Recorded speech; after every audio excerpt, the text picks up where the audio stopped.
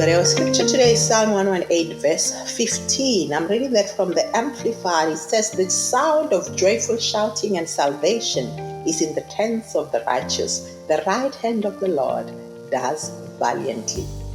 Previously, we spoke about the right of a righteous person, that of a living a joyful life, because Jesus has taken away our judgment and gave us the spirit of joy.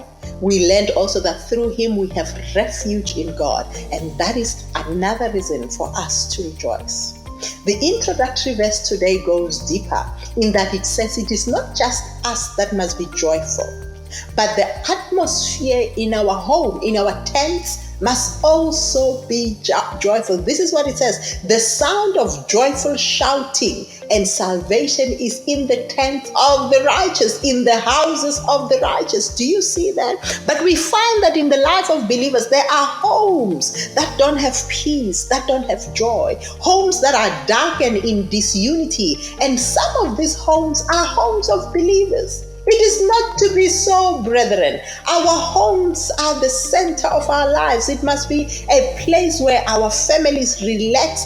Through the prophet Isaiah, God showed us his intention on how we must live. This is what he said in Isaiah chapter 32, verse 18. He says, "My people," please note that, my people, meaning you and I who believe in Jesus Christ. This is what it says. "My people will live in peaceful dwelling places, in secure homes, in undisturbed places of rest."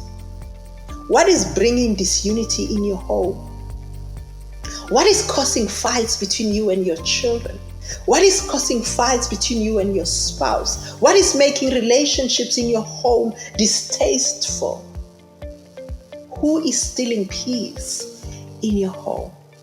James asked this question in James chapter 4, and his answer was, fighting and quarreling comes from inner evil desires that makes you crave what you don't have. And the reason you don't have is because you don't ask God, he concluded. I read that from James chapter 4, verse 1 to 2. Today, I want you to identify the enemy of joy in your home and bring it to the Lord. Talk about it as a family on how you're going to get rid of it. Please remember that as a family, you are witnesses of Jesus to your community, especially to the unbelieving community. And if they hear the sound of joyful shouting in your home, that will attract them to your lifestyle and eventually attract them to Christ. Therefore, today, make a commitment to do all that you can to live in peace and in joy with everyone in your home. In Jesus' name.